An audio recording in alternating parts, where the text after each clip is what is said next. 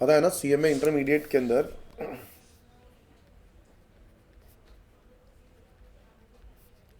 Accounts दो हिस्सों में डिवाइडेड है, पता है आपको?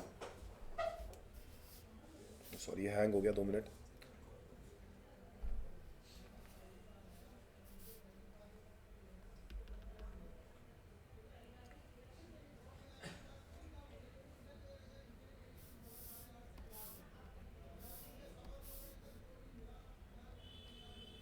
सीएमए इंटर अकाउंट्स के अंदर दो हिस्से हैं जो आपके दो ग्रुप्स में डिवाइडेड है। एक ग्रुप नंबर 1 और एक ग्रुप 2, जिसमें ना ग्रुप 1 के अंदर फाइनेंशियल अकाउंटिंग है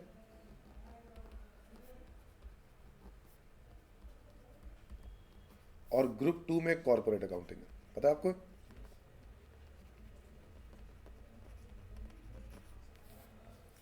है ना? तो अभी जो मैं आज बात करने जा रहा हूँ वो वैसे फाइनेंशियल अकाउंटिंग की बात करने जा रहा हूँ। ठीक है, फाइनेंशियल अकाउंटिंग। तो आपको याद होगा फाउंडेशन के अंदर आप लोगों ने कुछ टॉपिक किए थे, इसमें क्या सिलेबस होगा वो हम लोग डिस्कस कर लेते हैं। वैसे आपको पता है ये तो 50 नंबर का है, क्योंकि इसके साथ ऑडिट भी है। पता है ना आपको ये बात? इसके साथ ऑडिट भी है, और ये जो है ये पूरे 100 मार्क्स का है। पर इसका सिलेबस इतना है कि पूछो मत। उसका रीज़न ये है कि इन्होंने सारा फाउंडेशन डाल दिया और इंटरमीडिएट के अपने टॉपिक अलग है। जैसे मैं आपके साथ कुछ टॉपिक्स के ऊपर डिस्कशन करता हूँ क्या इसका सिलेबस रहेगा। फाउंडेशन के कितने टॉपिक्स आप लोगों ने पढ़े हुए हैं?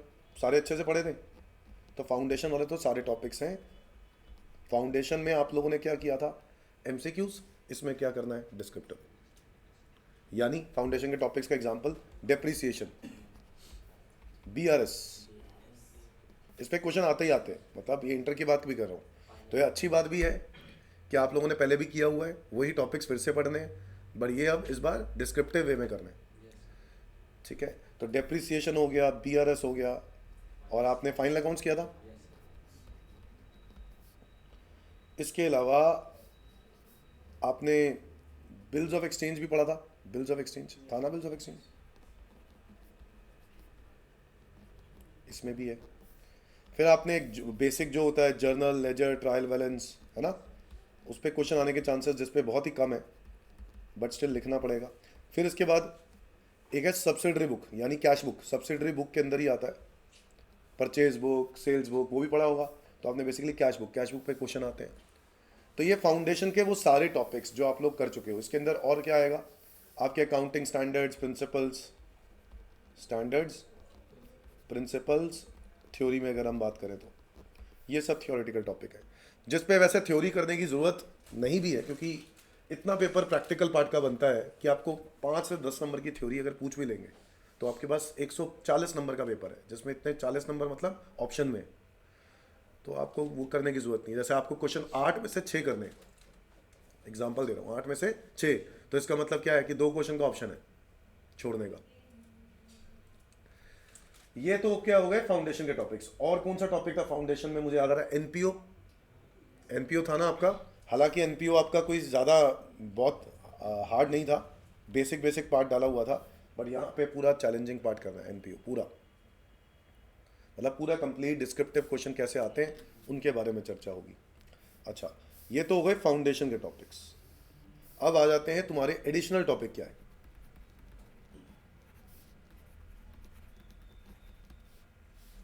ठीक है, एडिशनल टॉपिक्स के अंदर आ जाता है ब्रांच अकाउंट।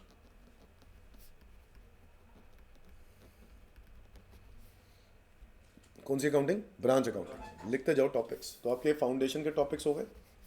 एडिशनल टॉपिक्स में क्या आ गए? Branch accounting, consignment. अच्छा, कंसाइनमेंट तो आपका फाउंडेशन में भी था, है ना? बट यहाँ पे लिख देता हूँ फिर, कंसाइनमेंट और जॉइंट वेंचर। ठीक है, जॉइंट वेंचर भी था। यहाँ पे आ गया ब्रांच अकाउंटिंग। इसके अलावा आपको पढ़ना होगा 6 अकाउंटिंग स्टैंडर्ड्स। क्या पढ़ने होंगे? 6 अकाउंटिंग स्टैंडर्ड्स, जिसमें से AS2, AS10 और 22, ये कुछ AS हैं जो आपको पढ़ने होंगे, वो आपके कोर्स के अंदर है। एस 19 लीजेस वगैरह ऐसे कुछ एस है। ब्रांच अकाउंटिंग हो गया, 6 अकाउंटिंग स्टैंडर्ड्स हो गए। इसके अलावा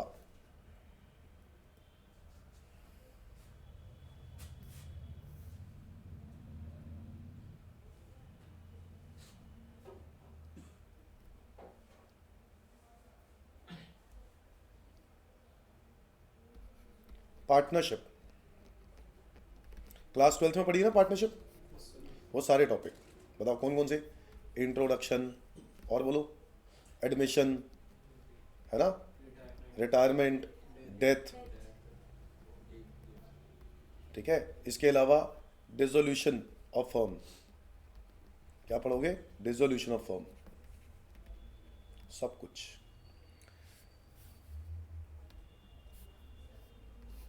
एक ब्रांच के जैसा ये कोर अकाउंटिंग होती है, उसको बोलते हैं डिपार्टमेंटल अकाउंटिंग, डिपार्टमेंट अकाउंटिंग, ये भी एक टॉपिक। एक आया था हायर परचेज, हायर परचेज मतलब टॉपिक्स खत्म होने का नाम नहीं ले रहे, आप समझो। पार्टनरशिप भी है, आपको ये सारे टॉपिक्स हैं, सबके ऊपर क्वेश्चन आने हैं, बताओ। एनपीओ पे भी एक क्वेश्चन आएगा, अच्छा कंसाइनमेंट पे आएगा, जॉइंट वेंचर पे आएगा, कैश बुक एक छोटा सा क्वेश्चन आ जाएगा, बीआरएस आएगा, डेप्रीसिएशन भी आएगा, बिल्स ऑफ एक्सचेंज भी आएगा, फाइनल अकाउंट्स भी आएगा, ठीक है। इसके अलावा ब्रांच अकाउंटिंग या डिपार्टमेंट में से कोई एक आएगा। अकाउंटिंग स्टैंडर्ड थियोरेटिकल पार्ट है, तो इसमें से एक या दो क्वेश्चन बनेंगे, एक या फिर दो मैक्सिमम। फिर इसके बाद पार्टनरशिप में से एक तो फुल फ्लेज क्वेश्चन आना ही है, जो कि ज़्यादा अगर एडमिशन या रिटायरमेंट का कॉम्बिनेशन बना के एक क्वेश्चन आएगा, जिसके अंदर एक ही क्वेश्चन में एक पार्टनर एडमिट हो रहा होगा और एक पार्टनर रिटायर, ऐसा, जिसमें एडमिशन भी हो रिटायरमेंट भी हो एक ही क्वेश्चन के अंदर। या फिर डिसोल्यूशन, या फिर डिसोल्यूशन, वो डिसोल्यूशन का भी क्वेश्चन हो सकता है। हायर परचेज आना ही आना है, हायर परचेज क्वेश्चन आना ही आना है। ये आपका फाउंडेशन का कोर्स है, ठीक है। ये 6 एएस हैं, ये भी एक, इसमें भी टाइम कंज्यूमिंग टॉपिक्स हैं, ऐसा नहीं है कि एक एक दिन में हो जाएंगे, तो वक्त लगेगा। तो आपका कोर्स पहाड़ है देखा जाए तो, ठीक है। हाँ, ये बात अच्छी है कि आपने कुछ टॉपिक पहले से पढ़े हुए हैं, ठीक है, बट कुछ बहुत सारे नए टॉपिक्स भी होंगे। पार्टनरशिप आप लोगों ने किया तो हुआ है, बट अब वो फाउंडेशन वाला पार्टनरशिप नहीं है, मतलब 12th वाला, थोड़ा सा लेवल अप चेंज करना पड़ेगा, ठीक है। बड़े बड़े क्वेश्चंस करके ट्राई करके करने पड़ेंगे, क्योंकि अभी तक पार्टनरशिप जो आपने किया था वो 12th वाला लेवल थोड़ा सा कम है, इसके अंदर अलग लेवल आएगा। शुरुआत वहीं से होगी, मतलब करना वैसे ही है, 12th वाले टॉपिक से ही स्टार्ट होगी, उसी के अंदर कुछ और एडजस्टमेंट्स की हम बात करेंगे। जिसके अंदर पार्टनरशिप के अंदर आपने कभी आज तक नहीं सुना होगा, जेएलपी सुना है, नहीं सुना, जॉइंट लाइफ पॉलिसी नहीं सुना, तो मैं वही कह रहा हूँ ना, पार्टनरशिप के अंदर भी अपने ही कुछ एडिशनल टॉपिक्स होंगे। बट फिर भी दोस्तों, अकाउंट्स आपका बनेगा सबसे ज़्यादा स्कोरिंग टॉपिक, सबसे ज़्यादा स्कोरिंग सब्जेक्ट। उसका रीज़न ये है कि अगर आपका अकाउंट्स में इंटरेस्ट है, तो ये आपका इंटरेस्ट की वजह से आपका स्कोर दिलवाएगा बढ़िया,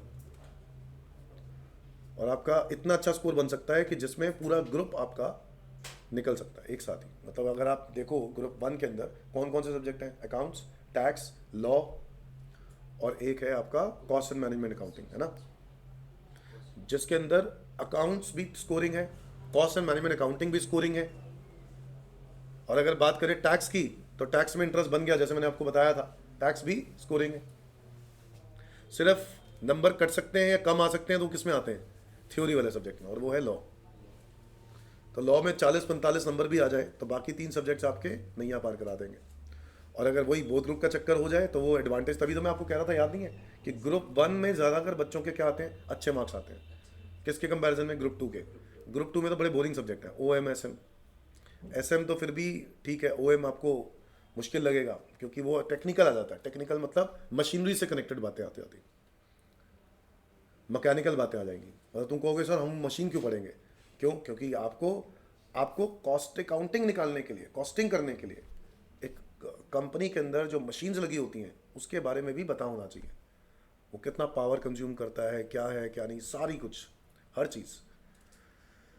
तो ऑपरेशन मैनेजमेंट करके एक टॉपिक आएगा, वो एक नया टॉपिक होगा आप लोगों के लिए, बिल्कुल नया। फिर इसके बाद ऑडिट आ जाएगा, उसमें भी नंबर कटते हैं बच्चों के, थ्योरी, समझ रहे हो। तो इसीलिए ग्रुप 2 जो है कंपैरेटिवली वीकर है, किससे, ग्रुप 1 से। ग्रुप 2 के अंदर एक अकाउंट्स है कॉर्पोरेट अकाउंटिंग, बट वो अगेन 50 नंबर का है, उसकी वैल्यू थोड़ी सी कम है। ये 100 नंबर का होता तो बात बन जाती। और उसमें कॉर्पोरेट अकाउंटिंग में क्या है, issue of shares, issue of debentures, है ना। तो आपने क्लास 12th में किया हुआ है, बट कुछ नए टॉपिक भी होंगे। क्या रिडेम्पशन ऑफ प्रेफरेंस शेयर्स किया है? नहीं किया। रिडेम्पशन ऑफ प्रेफरेंस शेयर्स थोड़ा ना किया आप लोगों ने 12th क्लास में, किया है? रिडेम्पशन किसका? डिबेंचर का किया है ना, 12th क्लास में। प्रेफरेंस शेयर्स का नहीं किया, याद करो, पढ़ा है आपने? नहीं पढ़ा। डिबेंचर रिडेम्पशन पढ़ा है ना, डिबेंचर रिडेम्पशन रिजर्व याद आ रहा है? कैपिटल रिडेम्पशन रिजर्व नहीं पढ़ा आप लोगों ने, CRR क्या होता है, बोनस इशू नहीं पढ़ा, राइट इशू नहीं पढ़ा। तो कॉर्पोरेट अकाउंटिंग का भी कोर्स लिख दूं क्या? लिख ही देता हूं, थोड़ा सा ही है। कॉर्पोरेट अकाउंटिंग कम है, कम होना भी चाहिए था, क्योंकि नंबर ही कितने थे, 50, जिसके अंदर क्या क्या आना है, इशू ऑफ शेयर्स, लिखो, issue of shares, debentures, issue of preference shares इसी के अंदर आता है। अच्छा, डिबेंचर्स, इसमें रिडेम्पशन जो है 2 टॉपिक होते हैं, रिडेम्पशन ऑफ डिबेंचर्स अलग है, रिडेम्पशन ऑफ प्रेफरेंस शेयर्स अलग है, दोनों अलग अलग टॉपिक है। आपने जो क्लास 12th में किया था वो रिडेम्पशन ऑफ डिबेंचर्स था। इसके बाद इसके अंदर आप पढ़ोगे बोनस इशू, राइट इशू, जो आपने कभी नहीं पढ़ा, बोनस एंड राइट इशू, ये आपके लिए कुछ नया हो जाएगा। इसके अलावा आपके पास टॉपिक्स हो जाएंगे अंडर राइटर्स। अंडर राइटर्स अपने बुक्स में अकाउंटिंग कैसे करते हैं, अंडर राइटर्स की अकाउंटिंग। अच्छा, इसके अलावा हो जाएगा, और क्या रह गया,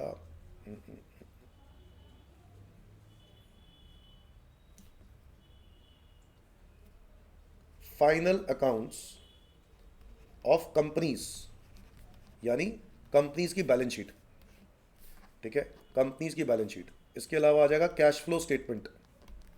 क्या आएगा इसमें? Cash flow statement, buyback, buyback of securities,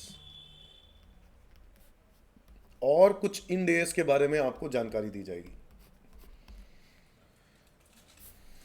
ये है इसका कोर्स, जिसमें से भी कुछ 12th के टॉपिक्स हैं, यहाँ पे आप 12th के टॉपिक ले सकते हो, बट बाकी सारे फ्रेश टॉपिक हैं। मिला जुला के कोर्स है आपका, सारा का सारा 12th को मिला के। इसलिए मतलब कोई भी चीज़ आपकी वेस्ट नहीं जाएगी, जो 12th में किया है वो काम आएगा यहाँ पर। और नहीं भी किया है तो भी पढ़ाऊँगा, क्योंकि मैं बेसिक्स से पढ़ाऊँगा। हो सकता है तुम बेसिक्स में जब पढ़ो तो तुम्हें लगे कि यार ये तो हमें आता है, बट कोई बात नहीं, जब तुम्हें कुछ आता होगा तो मैं पूछ लूँगा, ठीक है, तो पता चल जाएगा कि तुम्हें आता है कि नहीं आता है कि नहीं।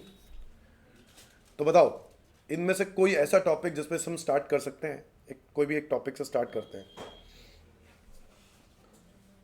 हम फाउंडेशन के अंदर,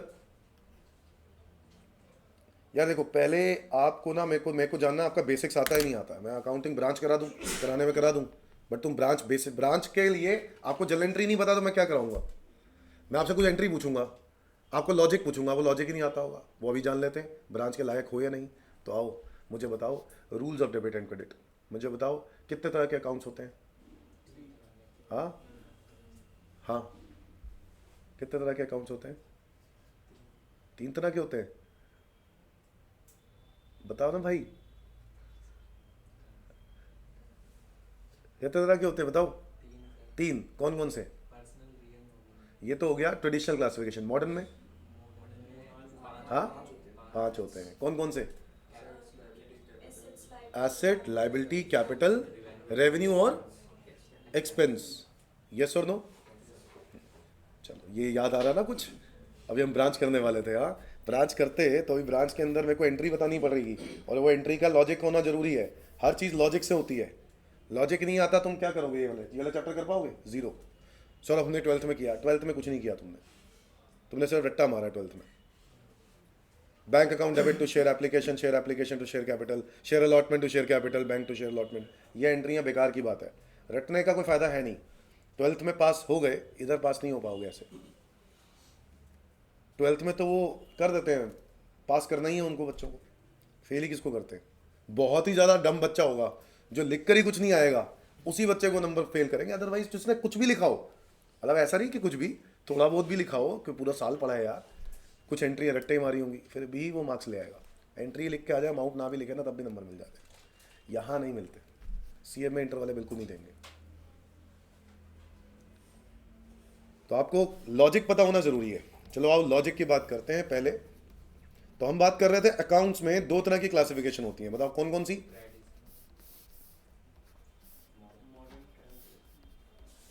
एक होती है ट्रेडिशनल क्लासिफिकेशन और एक होती है मॉडर्न क्लासिफिकेशन।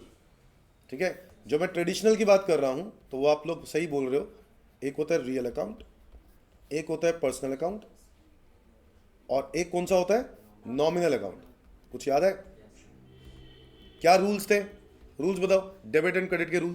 पर्सनल का debit the receiver, credit the giver. बहुत बढ़िया। रियल का debit the comes in, credit the goes hmm. Out. और नॉमिनल का debit the all expense, credit the all income. बहुत बढ़िया। तो रियल अकाउंट के लिए कुछ रूल था, पर्सनल अकाउंट के लिए रूल था, नॉमिनल अकाउंट के लिए रूल था। किसका? डेबिट और क्रेडिट करने का। हम अकाउंटिंग में रिकॉर्डिंग करते हैं ना, किसकी रिकॉर्डिंग करते हैं? फाइनेंशियल ट्रांजैक्शंस की। किसकी रिकॉर्डिंग करते हैं? अब फाइनेंशियल ट्रांजैक्शंस को रिकॉर्ड करना है तो कैसे करोगे? उसको रिकॉर्ड करने के लिए आपके पास सहारा है किसका? डेबिट और क्रेडिट का। तो डेबिट और क्रेडिट के जो एस्पेक्ट्स, इनको अकाउंट्स के दो एस्पेक्ट्स बोलते हैं रिकॉर्डिंग करने के लिए। अब ये तुम कहोगे वर्ड ही कहाँ से निकले, तो ये इटालियन वर्ड है, लुका पचोली ने निकाला था। लुका पचोली अकाउंट्स का जो डबल एंट्री बुक कीपिंग जिसने स्टार्ट किया था, इनिशिएट किया था, माई बाप उसका वही है। उसी ने क्या किया, डेबिट एंड क्रेडिट वर्ड निकाले, और फिर हम लोग आज वही रट्टे मारते हैं, डेबिट एंड क्रेडिट। देखो, हर लैंग्वेज की, चाहे वो इंग्लिश हो हिंदी हो, उसकी क्या होती है, कुछ ना कुछ रूल होते हैं। जैसे इंग्लिश में सबसे पहले ए आता है, उसके बाद फिर, वाह क्या बात है ना, ये रटवा दिया गया है तुम्हें। कभी किसी ने लॉजिक पूछा ए ही पहले क्यों आता है? कि नहीं बच्चे के मुंह से सर ए ही सबसे पहले निकलता है, ऐसा कुछ है? नहीं, नहीं ना। तो फिर ए सबसे पहले क्यों पढ़ाया? कोई बता सकता है इसके बारे में? जेड क्यों नहीं आया पहले? सोचा नहीं इसके बारे में? नहीं ना, नहीं सोचते हम यही तो प्रॉब्लम है, हमने कभी सोचा ही नहीं। A B C D E F G H जो सिखाया गया बस वो रट्टे मार लिए हम लोगों ने। That is rule of English की शुरुआत ही रूल की किससे है? ए से। ऐसे हिंदी है, हिंदी भी किसके शुरुआत हो रही है? क से। तो ऐसे यहाँ से क से क्यों, किसी और अल्फाबेट से क्यों नहीं हो रहा? कभी पूछा किसी से? पूछा अपने पेरेंट्स से, पूछा कि ऐसा ही क्यों होता है? तुम्हें लगता है उनको पता होगा? उनको भी नहीं पता होगा, क्योंकि वो रूल है। रूल है, हर लैंग्वेज का रूल है। ऐसे अकाउंट्स का रूल है डेबिट एंड क्रेडिट। क्या रूल है? तो लॉजिक क्या डेबिट एंड क्रेडिट के रूलों में होगा? नहीं। रूल का बाद, रूल समझने के बाद आपको उसके बाद लॉजिक लगाना है। किसके ऊपर? ट्रांजैक्शंस पे, कि कोई ट्रांजैक्शन करते हैं तो वो क्यों करते हैं। क्या मेरी बात समझ में आई? तो रियल अकाउंट का जो रूल है और एक पर्सनल अकाउंट का, नॉमिनल अकाउंट का, हम ट्रेडिशनल अभी नहीं पढ़ रहे और ना पढ़ेंगे, ज़रूरत ही नहीं है। हमें अकाउंटिंग कोई एक मेथड से करनी होती है। ट्रेडिशनल क्या है? पुराने ज़माने की। और हम क्या है? हम क्या है बताओ? हम मॉडर्न है ना, तो मॉडर्न के तरीके से पढ़ेंगे। और मॉडर्न में क्या होते हैं? अकाउंट्स कितने प्रकार के होते हैं? 5। कौन कौन से? एसेट और लाइबिलिटी और कैपिटल और रेवेन्यू और एक्सपेंस।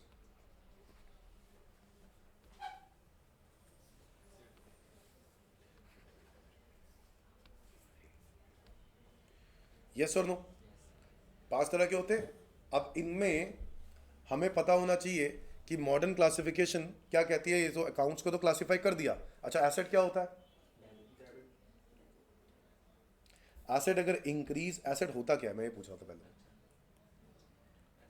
हाँ सर, ये तो पता ही है सर, हम तो हाँ फाउंडेशन क्वालिफाई करके बैठे हैं, आप कैसी बातें कर रहे हो, है ना। ऐसे ही लगता है ना, जब डेफिनेशन पूछने के लिए आती है ना, तब वहाँ पे हवा टाइट हो जाती है। ये क्या डेफिनेशन कहाँ से है? बताओ एसेट क्या है आपकी नज़रों में? एसेट क्या है? आपको इंटरव्यूअर ने पूछ लिया, आपका इंटरव्यू चल रहा है, 3 लाख महीने की सैलरी है, साल के 36 लाख, आपसे सिर्फ ये पूछा एसेट क्या है। हाँ कैश, सीधा एग्जांपल देना स्टार्ट कर दोगे, मतलब नहीं बताओगे उसका। बोलो। टेंजिबल थिंग्स मतलब गुडविल एसेट नहीं? गुडविल एसेट नहीं है, पेटेंट्स एसेट नहीं है। जो चीज़ें हम यूज़ करते हैं पैसे कमाने के लिए, जो चीज़ें हम यूज़ करते हैं, जो हमारी संपत्ति है।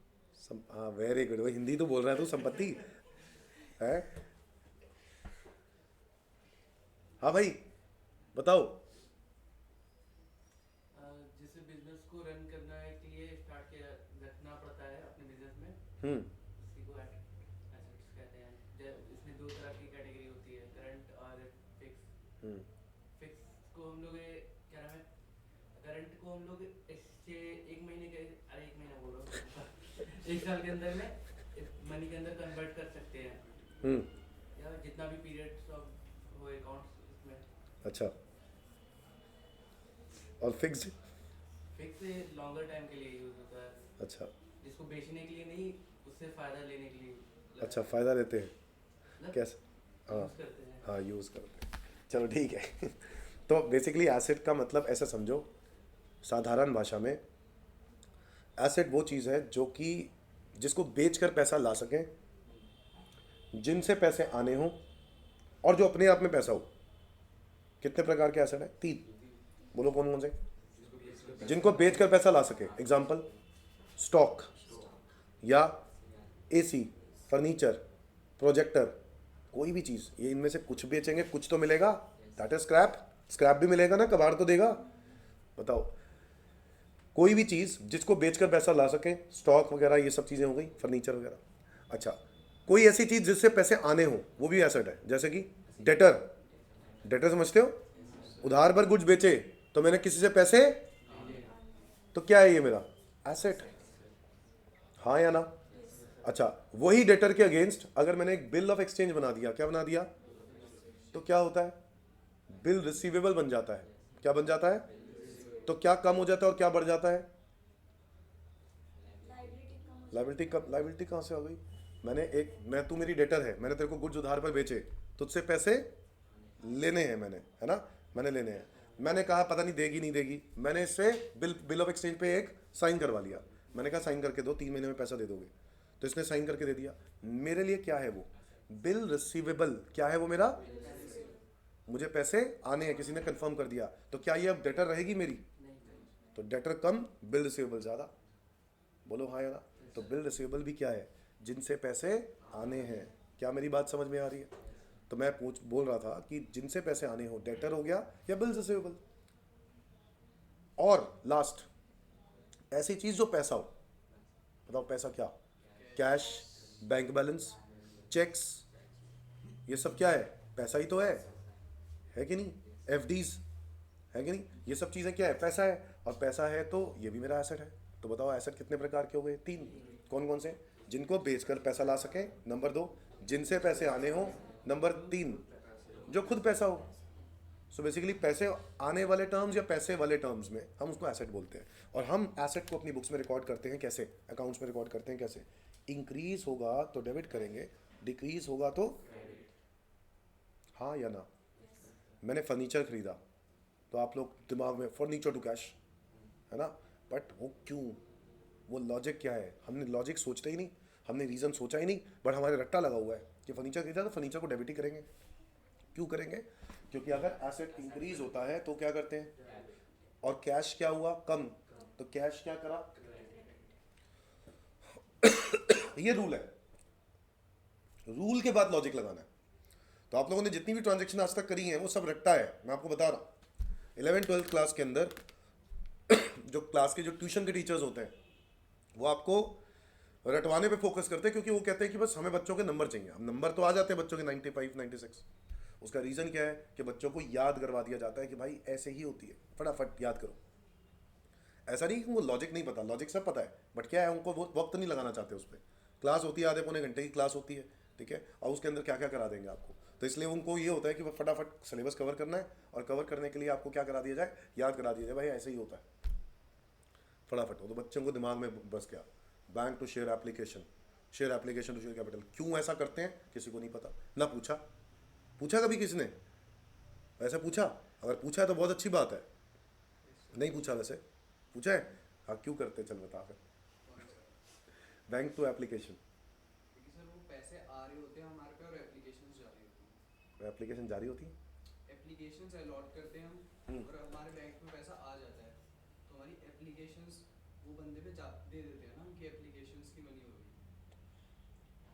हाँ ठीक है, कह सकते हैं, बट एक्चुअल में वो एक एडवांस मनी है। क्या है वो? एडवांस मनी है। किस चीज़ का एडवांस मनी है? कि मान लो तुम कोई जैसे प्रॉपर्टी बुक करते हो, है ना? कोई प्रॉपर्टी बुक करते हो तो प्रॉपर्टी बुकिंग कराने के लिए आपको कुछ एडवांस देना पड़ता है कि नहीं, है ना? मान लो 1 करोड़ की प्रॉपर्टी है तो आपने 5 लाख रुपए दे दिए, वो बुकिंग अमाउंट को आप कैसे रिकॉर्ड करोगे? बैंक में पैसे आए क्योंकि एक एसेट है, किसके लिए? उनके लिए मैं कह रहा हूँ, बिल्डर्स के लिए जो प्रॉपर्टी बना रहे हैं, उनको आप पहले बुकिंग अमाउंट दोगे तो बैंक में उनके पैसे बढ़ गए तो बैंक अकाउंट डेबिट। अब मुझे बताओ, क्या ये एप्लीकेशन वर्ड इसलिए इस्तेमाल कर रहा है क्योंकि ये सिर्फ एक बुकिंग अमाउंट है? क्या अमाउंट है? बुकिंग। आपने बुक कर दिया, बट क्या मैंने शेयर अलॉट कर दिए? नहीं। शेयर अलॉट होते हैं अलॉटमेंट मनी के बाद। कब होते हैं? अलॉटमेंट मनी के बाद, ठीक है? इसीलिए application money itself is not share allotted. आप कह रहे हो एप्लीकेशन दे दिया, एप्लीकेशन दे दिया different thing, but share allot नहीं किया। ऐसे ही एडवांस मनी देने से उसकी प्रॉपर्टी नहीं हो जाती। हम उसको प्रॉपर्टी के कागज दे देंगे, अरे वाह यार ले ले, नहीं देंगे। हम एडवांस मनी पर सिर्फ रिसीट दे देंगे कि तुमने मुझे बुकिंग अमाउंट दे दिया है। हाँ, हम प्रॉपर्टी की उसको पोजीशन तब दे सकते हैं जब वो अगली किस्त मुझे दे सकते हैं, वो भी depending upon the agreement. Agreement में क्या लिखा है? जैसे क्या होता है कि मान लो आपने प्रॉपर्टी बुक करी, 5 लाख रुपए एडवांस मांगा, 1 करोड़ रुपए चाहिए हमें। अब 1 करोड़ को जेब में लेके तो घूम नहीं रहा, तो आपने 5 लाख रुपए क्या दे दिया? एडवांस। फिर उसके बाद आपसे मांगे गए 1 महीने बाद, आपको बोला गया कि आप 40 लाख रुपए दे देना। 1 महीने बाद कितने दे देना? और तुम्हें घर की चाबियां चाहिए, क्यों? क्योंकि तुम्हें घर शिफ्ट करना है। तो तुमने बोला सर घर की चाबियां दे देना सर, मेरे को दूसरी जगह से बेचकर मैं कहाँ रहूँगा, किराए पे तो ना रहूँगा, तो मुझे घर की चाबियां दे देना, मैं आपको 40 लाख दे देता हूँ। तो ये एग्रीमेंट पे डिपेंड करता है। इसी तरीके से शेयर होल्डर्स के लिए एग्रीमेंट क्या होता है? शेयर होल्डर्स के लिए एग्रीमेंट फिक्स है, जो कि रूल में लिखे हैं, कानून में। और वो क्या कि एक होता है एप्लीकेशन मनी, वो शेयर अलॉटमेंट नहीं है। पोजीशन हम शेयर की आपको कब देते हैं? कब आप शेयर होल्डर बन जाते हो? जब हम शेयर्स का आपसे अलॉटमेंट मनी ले लेते हैं। क्या ले लेते हैं? इसलिए उसको हम अलॉटमेंट मनी बोलते हैं। एक होता है एप्लीकेशन मनी और एक होता है अलॉटमेंट। तो जनरली 2 किस्तों में बात बन जाती है। बट कई बार क्या होता है, कंपनी के जो शेयर होल्डर होते हैं, क्योंकि शेयर महंगे होते हैं, अब तो आज तक आप लोग 100 रुपये वाला शेयर पढ़ते रहे, बट कई बार शेयर बहुत महंगे होते हैं। तो ऐसे केस में क्या करेंगे, हम उसकी फिर फर्स्ट कॉल मनी बनाते हैं। क्या बनाते हैं? फर्स्ट कॉल, और उसके बाद सेकंड कॉल, इंस्टॉलमेंट्स। वो फर्स्ट कॉल है, second call is nothing but instalments. वो एक इंस्टॉलमेंट्स ऐड कर दी जाती है। ऐसे इसके अंदर भी होता है। अब क्योंकि अमाउंट 1 करोड़ रुपए है, तो हो सकता है 1 महीने बाद फिर बोला जाए कि आप मुझे 40 लाख रुपए दे देना, और बाकी 1 महीने बाद आप बैलेंस दे देना। क्या मेरी बात सुनिए? बट घर की चाबियां आपको कब दे दी गई? इतना अमाउंट देने के बाद। एडवांस मनी देने पर किसी को घर की चाबियां नहीं मिलती। क्या मेरी बात समझ में आ गई? मेरे कहने का मतलब वो था, अलॉटमेंट मनी वहां पर ये होता है। बट ठीक है, मतलब बेसिकली पॉइंट इज कि आपको लॉजिक पता होना जरूरी है। सारी बातों का इंपॉर्टेंट ये है। एसेट इंक्रीज होता है, डेबिट करते हैं, डिक्रीज होता है, क्रेडिट करते हैं, समझ में आता है। लायबिलिटी बताओ, लायबिलिटी के लिए रूल बताओ। लायबिलिटी है क्या? फिर से, लायबिलिटी क्या है? जैसे एसेट पढ़ा हमने, लायबिलिटी क्या है? लायबिलिटी है बर्डन। क्या है? बर्डन। जब हम लोगों ने किसी को पैसा देना होता है तो हमारी क्या बन जाती है? लायबिलिटी। है या नहीं? है ना? तो लायबिलिटी अगर, जैसे कि आप लोगों ने सुना होगा लायबिलिटी में क्रेडिटर्स, एग्जांपल्स में क्या ले सकते हैं? क्रेडिटर्स। अच्छा, मैंने बच्चे को बोला कि मैंने तेरे ऊपर बिल बना दिया, तो मेरे लिए तो BR बढ़ गया जब तूने बिल साइन करके मुझे दिया। तेरा क्या बढ़ गया? BP। ब्लड प्रेशर बढ़ेगा कि नहीं बढ़ेगा? है ना? ब्लड प्रेशर भी बढ़ेगा, है ना? क्यों बढ़ेगा? क्योंकि पैसे देने हैं। BP तो बढ़ेगा ही बढ़ेगा। तो BP बढ़ जाएगा, यस और नो? तो BP जो बढ़ गया, लायबिलिटी बढ़ गई उसकी। तो BP is a liability, creditors is liability. और बताओ क्या लायबिलिटी होती है? लोन। बैंक से लोन ले लिया, क्या चुकाना नहीं है? चुकाना है, तो ये क्या है? लायबिलिटी है। और बोलो, आउटस्टैंडिंग एक्सपेंस। कौन सा एक्सपेंस? मतलब क्या है इस बात का? एक्सपेंस जो कि इस साल का है, ड्यू हो चुका है, बट पे नहीं किया।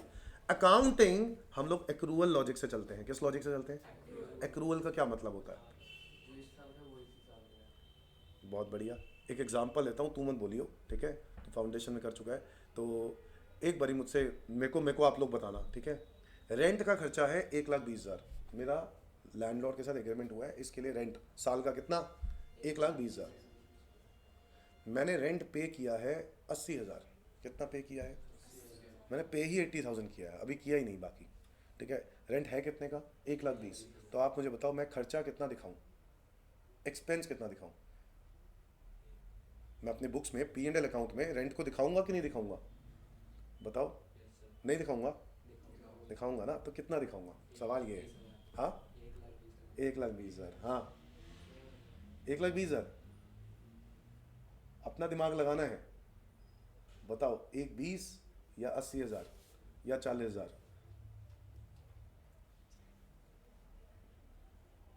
मेरे फिर से बोलूं क्वेश्चन, फिर से बोलूं। रेंट का है जो एग्रीमेंट किया हुआ है वो कितने का है? 1,20,000 का, बट हमने पे 80,000 किया है, 80,000। हाँ, तो खर्चा क्या है? 40,000। तुम्हारे हिसाब से क्या है? 80 रेंट करोगे और 40 आउटस्टैंडिंग। खर्चा कितना हुआ? 1,20,000। 1,20,000। 80। बहुत बढ़िया। तो अब इससे पता चल गया कि देखो कि हमारे बेसिक्स कमज़ोर हैं, ठीक है। तो बेसिक्स कमज़ोर है क्योंकि हम लोग आगे बढ़ जाते हैं चैप्टर में, तो मैं अभी नहीं घुस सकता क्योंकि पहले आपके बेसिक स्ट्रॉन्ग करने पड़ेंगे। बेसिक एक बार स्ट्रॉन्ग हो गए फिर हम लोग बुरी हालत कर देंगे, समझ गए। बट प्रॉब्लम क्या है कि अभी पहले बेसिक स्ट्रॉन्ग करना ज़रूरी है ना। तो बिल्कुल सही पढ़ा, कुछ बच्चों ने सही बोला कि रेंट का खर्चा 1,20 ही होगा। एक्रू का मतलब यही होता है। क्या मतलब होता है? During the year. मैटर नहीं करता मैंने, अच्छा मान लो मैंने रेंट दिया ही नहीं, 1 रुपये का भी नहीं दिया, एग्रीमेंट कितने का किया? 1,20,000 का, बट अभी तक मैंने उसको पे, तो बताओ खर्चा कितना? नहीं दिखाऊं, मतलब खर्चा ही ना दिखाऊं जैसे तुम कह रहे हो, जीरो कर दूं? ऐसा नहीं हो सकता ना, खर्चा तो है। तब तुम बोलोगे सर बट दिया नहीं है ना। हाँ तो कोई बात नहीं, आउटस्टैंडिंग क्या बन गया वो मेरा? Outstanding rent. तभी तो एक्रू बेसिस है, इसी वजह से तो कोई चीज़ आउटस्टैंडिंग बनती है। बोलो हाँ या ना। अच्छा उल्टा सोचते हैं, रेंट है 1,20,000 का, मैंने 1,50,000 दे दिया, 1,50,000। मैं कहा रख लो यार कोई बात नहीं, 1,50,000 दे दिया। बताओ खर्चा कितना है? 1,20,000। पक्का खर्चा 1,20,000 ही रहेगा। एक्रूवल बेसिस 1,20,000 ही खर्चा रहेगा। तो सर पे वो जो 30,000 दिया वो क्या गया? वो एडवांस रेंट है। वो क्या बन गया हमारा? एसेट। क्या बन गया हमारा? क्या फ्यूचर में देना पड़ेगा पैसा? नहीं देना पड़ेगा। लॉजिक समझ में आ रहा है? सो एक्रूवल अकाउंटिंग का ये मतलब है। Is that clear? इसीलिए हम लोग एक्रूवल अकाउंटिंग के अंदर हम, आपको याद होगा हम क्रेडिट सेल्स को भी इनकम दिखा देते हैं। क्रेडिट सेल्स, हमारी सेल्स 2 प्रकार की होती है। एक होती है कैश सेल जिसमें हाथों हाथ कैश आ गया, और एक होती है उधार वाली सेल। जब उधार वाली सेल है हम उसको भी अपनी इनकम दिखाते हैं, बट क्या वाकई में वो पैसे आ गए? नहीं, हो सकता है ना ही आए। हाँ वो बात हो रहा है कि अगर वो कल को वो बंदा जो क्रेडिटर जिसको मैंने क्रेडिट पे बेचा था वो बंदा बैड डेट बन जाए। बैड डेट समझते हो? कि वो डेटर, मेरा जो डेटर था ना वो इनसॉल्वेंट हो गया। क्या हो गया? हाथ खड़े कर दिए, भाई साहब पैसे नहीं है मेरे पास। अच्छा मैं ना आपको बेसिक्स बता रहा हूँ, बट मेरा ढंग जो है वो इस तरीके का है कि मैं आपको रिवाइज करा रहा हूँ। बेसिकली मैं बेसिक्स करा नहीं रहा हूँ, बेसिक्स को रिवाइज करा रहा हूँ। मैं हर कंटेंट को छेड़ने की कोशिश कर रहा हूँ। मैं कोई कहानी लेके जाऊंगा, कहानी के अंदर ही कोई कोई अकाउंट्स के अंदर वो टॉपिक के बारे में बात करूंगा, सो दैट आपको वो ध्यान रहे कि हाँ इसके अंदर ऐसा होता था, ठीक है। और मैं जान के भी कुछ गलत बोलूंगा। मैं जानना चाहता हूँ कि कौन सा बच्चा है वो बच्चा पकड़ पा रहा है उस बात को, सर ये गलत बोला आपने, समझ गए। तो आप लोगों को पहचानना है कि मैं कहाँ गलत बोल रहा हूँ, तभी तो आपने, मैं मानूंगा ना कि आपने कुछ किया हुआ अकाउंट्स। अब देखो there is a difference between tax and accounts. Tax आपने कभी पढ़ा ही नहीं था, इसलिए मेरे को सभी जीरो से पढ़ाना था। अकाउंट्स आपने पहले से पढ़ा हुआ है, so there is a difference. अब दोनों सब्जेक्ट्स में डिफरेंस है मेरे पढ़ाने के लिए। क्यों? अकाउंट्स आप पहले पढ़ चुके हो, तो या तो आपने जो पढ़ा हुआ है बहुत अच्छा पढ़ा हुआ है, फिर तो मेरे लिए बेस बनाना आसान है आगे के लिए। बट प्रॉब्लम क्या है कि मुझे नहीं पता कि आप लोगों का भी बेस किस लेवल पे है। Is that clear? 12th में मार्क्स 95 भी हो 98 भी हो तब भी उससे कोई फ़र्क नहीं पड़ता। मेरे पास 12th में जितने अच्छे नंबरों से कुछ नहीं होगा, मेरे को लॉजिक वाली सोच चाहिए। और अगर अभी तक सोच नहीं थी ऐसी तो सोच बनाओ। हमें सोच ऐसी बनानी है ताकि आपको अकाउंट्स इंटरेस्टिंग लगे, अकाउंट स्कोरिंग लगे। मेरी बात समझ में आई? अभी तक नहीं लगी, आगे लगेगी, क्योंकि उसके बिना आपकी ज़िंदगी नहीं है यार। इंटरमीडिएट में 2-2 सब्जेक्ट है, 1.5 सब्जेक्ट हो गया अकाउंट्स इंटरमीडिएट में। बताओ ऐसा कौन सा सब्जेक्ट है 1.5 वाला? कोई भी नहीं है। कॉस्ट एंड मैनेजमेंट अकाउंटिंग है इसके अलावा, बट उसका भी कनेक्शन कहीं ना कहीं किससे है? अकाउंटिंग से। तो आपको अकाउंटिंग पता होनी चाहिए, तभी आप कॉस्ट एंड मैनेजमेंट अकाउंटिंग करोगे। Is that clear? हाँ, कॉस्ट एंड मैनेजमेंट अकाउंटिंग भी मेरे ख्याल से 1.5 सब्जेक्ट है। एक सब्जेक्ट यहाँ पर है और एक इंटर ग्रुप 2 में भी है शायद, है ना? ग्रुप 2 में भी है, ग्रुप 2 में मैनेजमेंट अकाउंटिंग है, हाँ, है ना? चलो, तो मॉडर्न क्लासिफिकेशन में आप लाइबिलिटीज हम पढ़ रहे थे, क्रेडिटर्स पढ़ लिया, बिल्स पेपर पढ़ लिया, लोन लाइबिलिटी है। अच्छा, आउटस्टैंडिंग एक्सपेंस अब क्लियर हो गया सबको? आउटस्टैंडिंग एक्सपेंस एक एक्सपेंस है जो ड्यू हो गया बट अभी तक पे नहीं हुआ। बोलो क्या? अच्छा एक और बात, क्या आउटस्टैंडिंग एक्सपेंस भी एक्सपेंस है? मैंने पूछा क्या आउटस्टैंडिंग एक्सपेंस अपने आप में क्या एक्सपेंस है या एक्सपेंस नहीं है?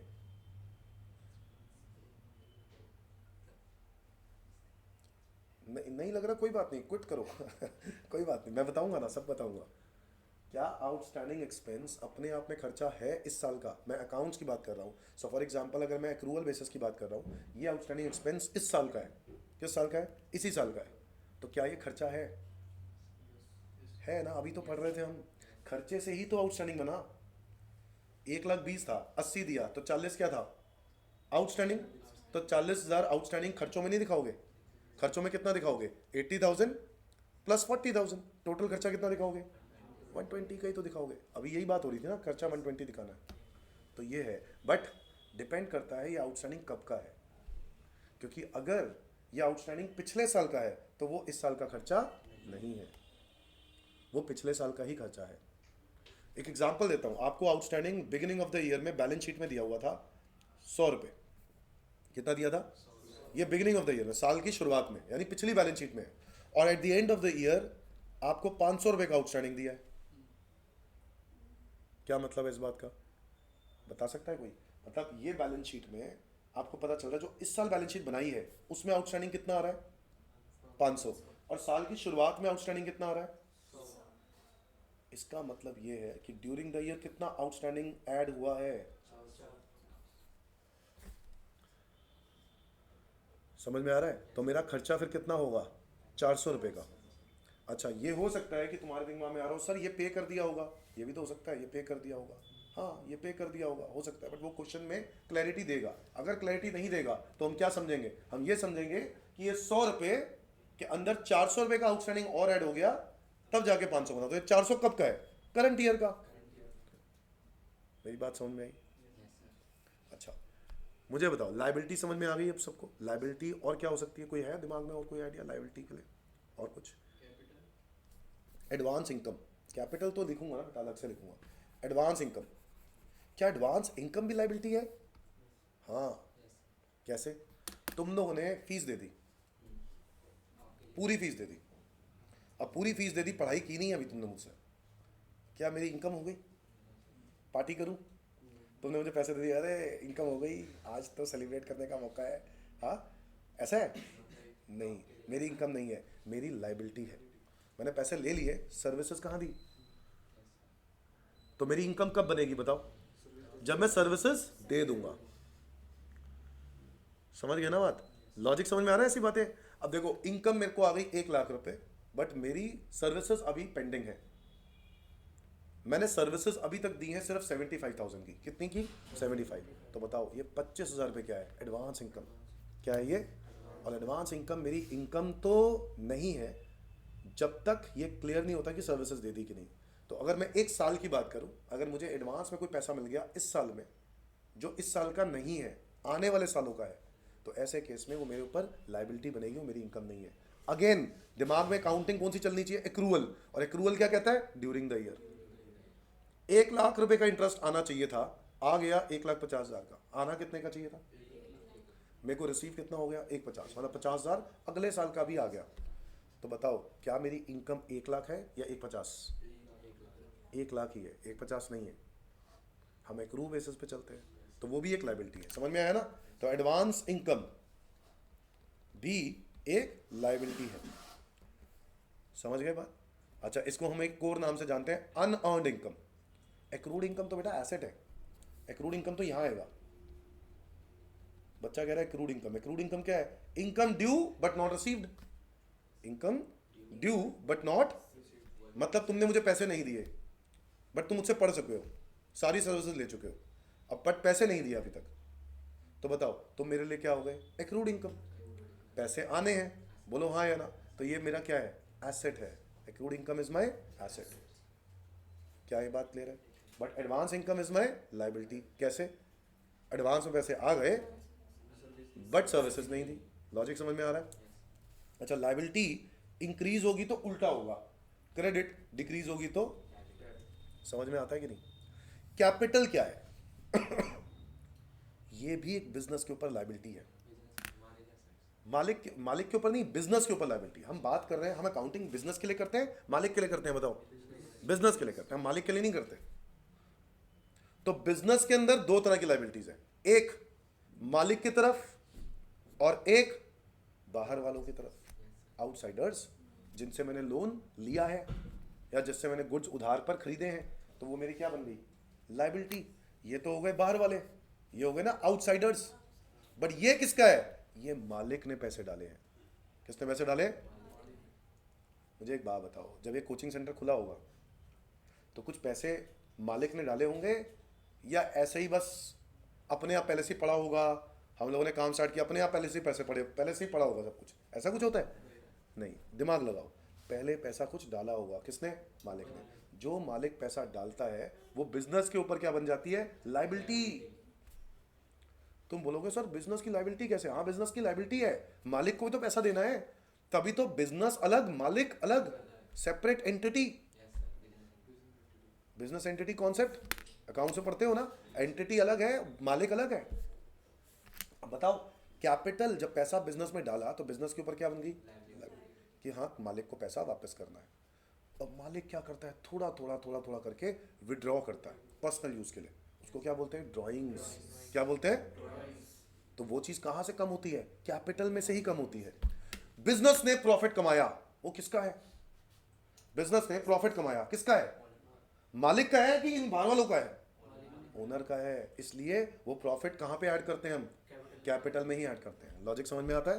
क्योंकि वो मालिक का है और वो पैसा कौन विड्रॉ कर सकता है? मालिक ही कर सकता है, अपना पैसा है भाई उसका। बोलो हाँ या ना। मुझे बताओ, अगर मुझे लॉस हो जाए तो वो भी मालिक का है, तो मालिक के कैपिटल में से क्या हो जाएगा? लेस। लॉस हो गया तो हाँ या ना? तो दोस्तों, कैपिटल भी एक लायबिलिटी है, और लायबिलिटी है तो रूल एक जैसा रहेगा। क्या? इंक्रीज होगा तो क्रेडिट, डिक्रीज होगा तो। एग्जांपल लेके चलो, आपने कैश बिजनेस में डाला, क्या एंट्री पास करते हो? Cash to capital. सर हमें याद है ना, बहुत अच्छी बात है। बट लॉजिक क्या है? कैश जब बिजनेस में डाला तो बिजनेस का एसेट बढ़ गया। कैश बढ़ गया ना, कैश एक एसेट है, हाँ या ना? तो बिजनेस का एसेट बढ़ गया तो डेबिट कर दिया, कैपिटल को क्रेडिट कर दिया। क्यों? क्योंकि बिजनेस की जिम्मेदारी बन गई आपको पैसा वापस करने की। तो वो बिजनेस के ऊपर क्या बन गई? लायबिलिटी। तो वो लायबिलिटी नहीं बोलते हैं उसको, क्या बोलते हैं? कैपिटल। क्या मेरी बात समझ में आ गई? बताओ भाई, मुश्किल है क्या? पक्का? या बहुत ज़्यादा आसान चल रहा है इसलिए ऐसा है? बहुत ज़्यादा आसान है? ये क्या बातें हो रही है यार, ये तो हम ही खुद ही बता देंगे इतना कुछ। तो बहुत बढ़िया, अच्छी बात है, ऐसे कॉन्फिडेंस रहे तो अच्छा बात। रेवेन्यू, बिजनेस के अंदर क्या रेवेन्यूज भी होते हैं? क्या रेवेन्यूज होते हैं? एग्जांपल, क्या रेवेन्यूज है? Profit and loss. रेवेन्यूज क्या है? रेवेन्यू प्रॉफिट नहीं होता, गलत बोल रहे हो। रेवेन्यूज क्या है? रेवेन्यूज और प्रॉफिट में फर्क है। क्या फर्क है? हाँ, इनकम्स क्या है? इनकम सीधा प्रॉफिट के फॉर्म में बोल दूं? रेवेन्यूज सेल्स होती हैं। क्या होती हैं? Sales. Is that clear? Sales is my revenue. खर्चों से पहले। तुम जो बोल रहे हो प्रॉफिट, वो खर्चों के बाद होता है। खर्चा माइनस करने के बाद क्या आता है? प्रॉफिट। तो प्रॉफिट इज नॉट रेवेन्यू। मतलब ऐसे केस में आप बोल सकते हो रेवेन्यू का ही एक हिस्सा है प्रॉफिट, वो ठीक है। बट रेवेन्यू क्या है? अगर आप मेनली रेवेन्यू पे फोकस करो, वो है सेल्स। अब इस कोचिंग सेंटर का रेवेन्यू क्या है? प्रॉफिट थोड़ी ना है। इसका रेवेन्यू क्या है? फीस। जो ये फीस अर्न कर रहे हैं बच्चों से लेकर, ये क्या है उनका? रेवेन्यू। अच्छा, हो सकता है इनके पास एक प्रॉपर्टी एक्स्ट्रा पड़ी हो, तो उन्होंने वो प्रॉपर्टी का जो एक कमरा है वो उन्होंने किसी और को किराए पर दे दिया हो, तो वो जो रेंट आ रहा है वो भी उनका क्या है? रेवेन्यू।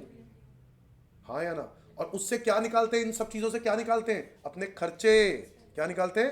खर्चे माइनस करते हैं, तभी तो या तो प्रॉफिट आता है या लॉस। हाँ या ना? तो रेवेन्यू समझ में आ गया? तो रेवेन्यू इस सेंस में बोलना है। बताओ दोस्तों, रेवेन्यू के लिए क्या रूल है, रेवेन्यू को भी रिकॉर्ड करना होता है। रूल क्या रहेगा, इंक्रीज हुआ तो क्रेडिट, डिक्रीज हुआ तो, मतलब सेम रूल, ये वाला रूल लायबिलिटी, कैपिटल और रेवेन्यू सेम रूल लगता है। और एक्सपेंस की बात करते हैं तो एक्सपेंस क्या है, खर्चा।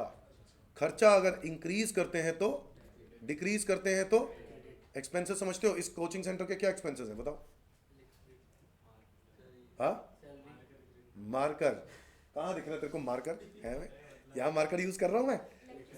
इलेक्ट्रिसिटी। और बोलो, मैंने कहा कोचिंग सेंटर को देख के बोलो।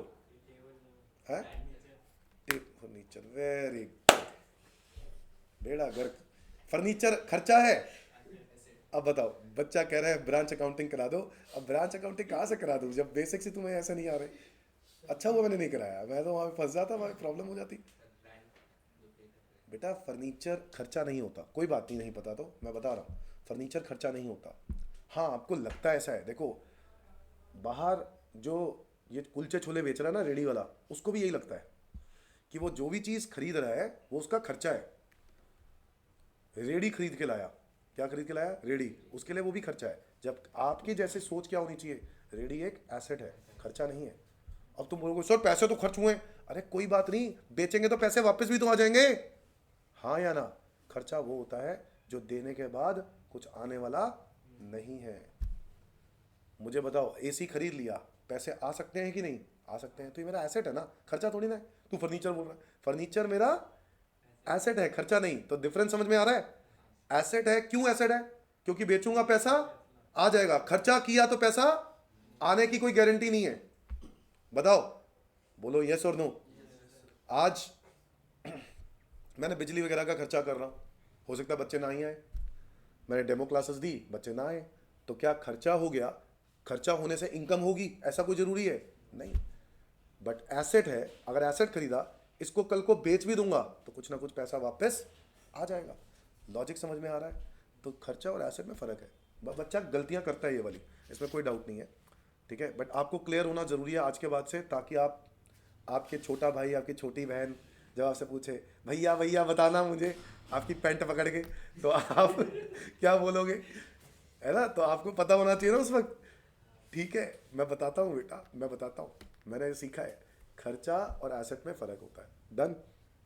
सर जैसे हम हाँ। कोई बिजनेस करते हैं उसमें रॉ मटेरियल खरीदते हैं तो फिर वो तो एक्सपेंस ही होगा ना। रॉ मटेरियल एक्सपेंस होगा, ठीक है, रॉ मटेरियल एक्सपेंस होगा। अब बाकी जो फर्नीचर है वो एक्सपेंस नहीं है, नहीं। जो मशीनें लग रही है। इसका रीज़न और बहुत सारे रीजंस है, सिर्फ एक रीज़न नहीं है जो मैंने बोला, उसके बहुत सारे रीजंस और हैं। क्या मैं रॉ मटेरियल को बेचने के लिए लाया हूँ? हाँ, मैं रॉ मटेरियल से अपना बिजनेस के अंदर गुड बनाऊंगा, गुड बना के बेचूंगा। बट ये जो चीज़ें लेके आया हूँ, इनको बेचने के लिए थोड़ी ना लाया हूँ। बोलो, क्या इनको मैं बेचने के लिए लाया हूँ? इनको क्या करूंगा? यूज़। अच्छा तुम बोल दो कि सर ये चीज़ ज़रूरी थोड़ी ना है, मत लेके आओ, तो फिर चटाई पे बैठोगे? नीचे ज़मीन पे बिठा दूँ? एसी के बिना बैठोगे गर्मियों में? ठंड में तो बैठ जाओगे, गर्मियों में नहीं बैठोगे। बोलो, कोई प्रोजेक्टर नहीं, कुछ नहीं, कुछ भी नहीं है मेरे पास, ठीक है, और कॉपी बस कॉपी पे करा रहा हूँ मैं आपको, बैठोगे? नहीं बैठोगे। तो प्रॉब्लम क्या है कि आपको ये इंफ्रास्ट्रक्चर देना होता है। वो इंफ्रास्ट्रक्चर क्या है? एसेट्स, क्योंकि उसको आप क्या करते हो? यूज़। और इसीलिए वो यूज़ को हम अकाउंट्स में कैसे रिकॉर्ड करते हैं पता है? डेप्रीसिएशन के नाम से। किस नाम से? डेप्रीसिएशन चैप्टर पढ़ा है? क्यों करते हैं हम लोग डेप्रीसिएशन? मैंने 50,000 रुपये का एसी खरीद लिया, कितने का? क्या मैंने खर्चों में दिखाया?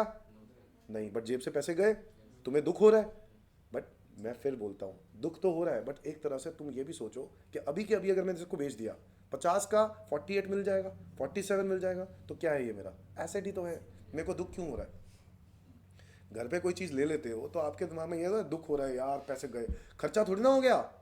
खर्चा वो होता है जो राशन पानी पे हो रहा है, क्योंकि वो तो लग गया।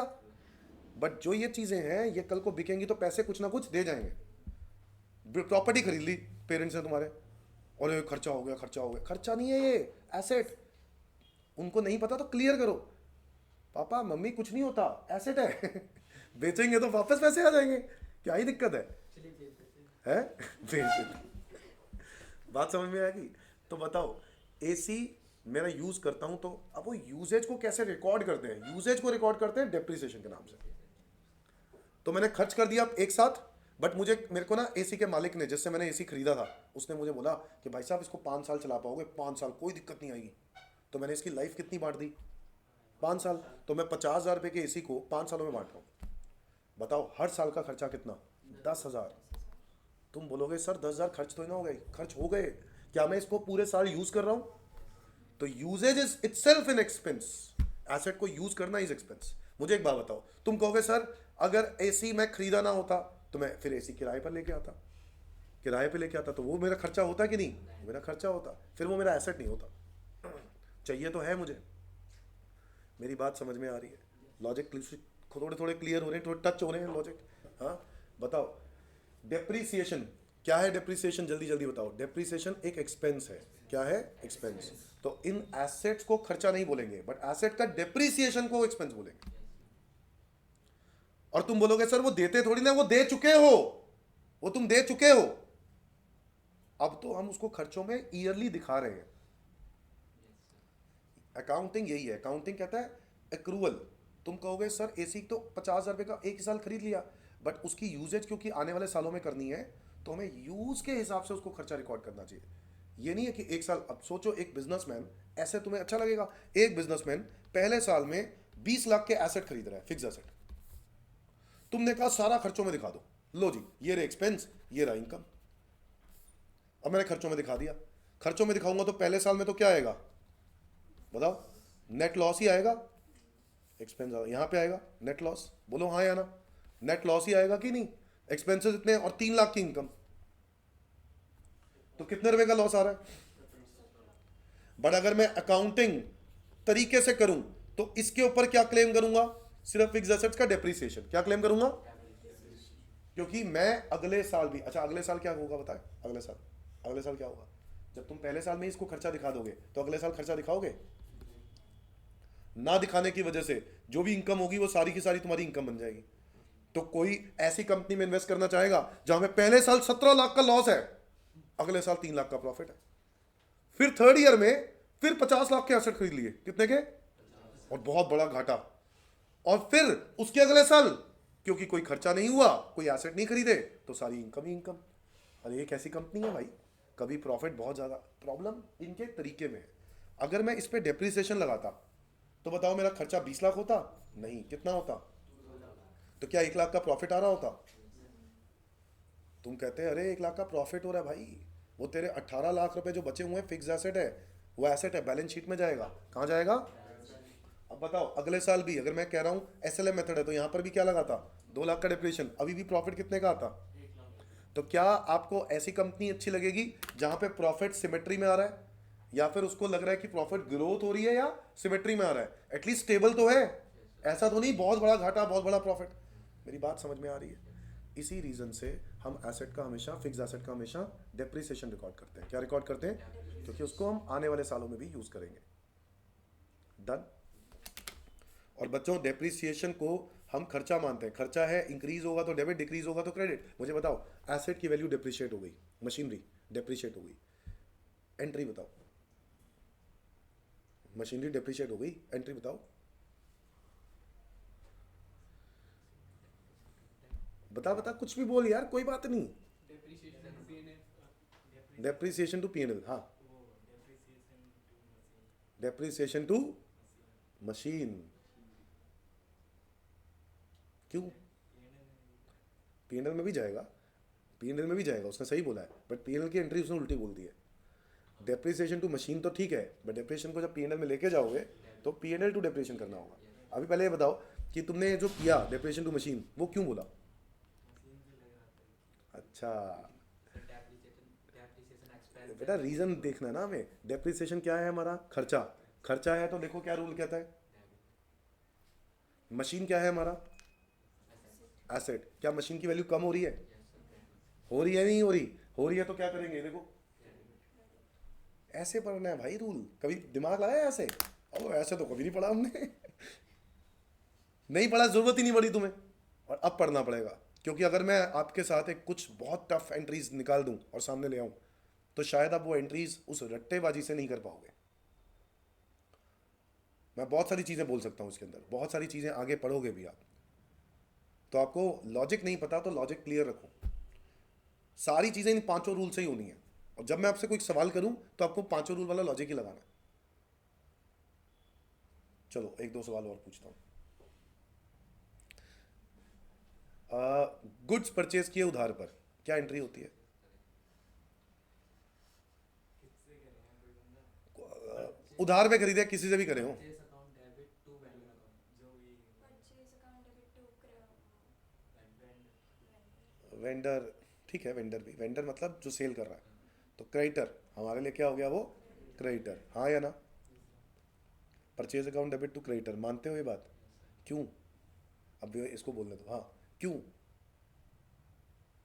सर हमने वो खरीदा तो हमारी एसेट बढ़ गई, और सामने वाले को पैसे देने तो हमारी लायबिलिटी होगी। हाँ तो रूल क्या कहता है? एसेट है बढ़ गई तो डेबिट होगा, और लायबिलिटी बढ़ गई तो क्रेडिट। ठीक है, इसको दो तरीके से सोच सकते हैं आप। परचेज एसेट तो है ही है, बट परचेज खर्चा भी है। खर्चों का भी रूल वही है, क्या? इंक्रीज होगा तो डेबिट, हाँ या ना? खर्चों को रिकॉर्ड करते हैं, इंक्रीज होगा तो डेबिट और डिक्रीज होगा तो क्रेडिट।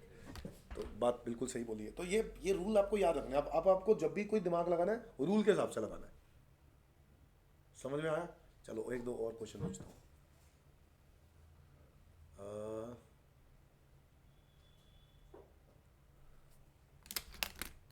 इसकी एंट्री बताओ कि मान लो आपने एडवांस रेंट दिया हुआ है 20,000 रुपये का। कितने रुपए का? नेक्स्ट ईयर आपको 2 लाख रुपए का रेंट देना था। कितने रुपए का रेंट देना था? ये 2 लाख का रेंट देना था, और एडवांस आपने पिछले साल दे दिया है, लास्ट ईयर। तो ये लास्ट ईयर की बैलेंस शीट में आपके पास प्रीपेड रेंट के नाम से 20,000 रुपये आ रहा है। बताओ नेक्स्ट ईयर में इसकी क्या एंट्री पास करूंगा? बताओ। मैं बहुत बेसिक पूछ रहा हूँ अभी, ये तो टफ है ही नहीं, बेसिक पूछ रहा हूँ।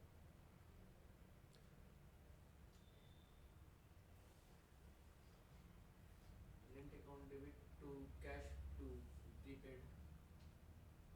ठीक है, बच्चे ने कुछ बोला है, क्या बोला है? Rent rent to cash to prepaid. ठीक है, अब बाकी बच्चे बताओ। Rent debit, prepaid debit, cash credit. Prepaid debit, ठीक है, और बोलो। Rent account debit to advance rent. Rent to advance rent, ठीक है, और खत्म? बता भाई बता। देखो घबराओगे तो फिर कैसे काम चलेगा यार, बताओ ना। गलत बोल दो कोई बात नहीं, गलत बोलना ज़्यादा बेटर है, कम से कम क्लैरिटी तो हो कि हम गलत थे। अभी क्या है, अभी मैं सही भी हो सकता हूँ जो मैं सोच रहा हूँ, अब दिमाग में कन्फ्यूजन है, क्लैरिटी रखो। हाँ rent debit prepaid debit to cash. Rent में 120 180 और प्रीपेड में 20 और फिर कैश में एक बात बताओ, आपने क्या प्रीपेड ये पिछले साल का मैंने बोला, मेरे को करंट ईयर की एंट्री पास करनी है, यस और नो? तो क्या प्रीपेड रेंट पहले से ही एसेट नहीं है? बताओ, बैलेंस शीट में क्या वो एसेट के रूप में नहीं पड़ा होगा? जल्दी जल्दी बताओ। तो क्या जो प्रीपेड रेंट है उसका पहले से ही डेबिट बैलेंस नहीं है? अरे बैलेंस शीट में एसेट साइड पे कोई चीज़ है तो वो क्यों है? क्योंकि हमने वो कब का पे कर रखा है, इस साल का ही तो पे किया हुआ है, हाँ या ना? तो मेरा खर्चा इस साल कितना है? 2 लाख रुपए। मैं रेंट को पे कर रहा हूँ, रेंट मेरा है कितना? 2 लाख रुपए। बट मेरा प्रीपेड रेंट अब मुझे पे नहीं करना। क्यों नहीं करना? क्योंकि ये वाला वो खर्चा है जो मैंने पहले ही कर दिया पे। तो बताओ मैं क्या करूंगा?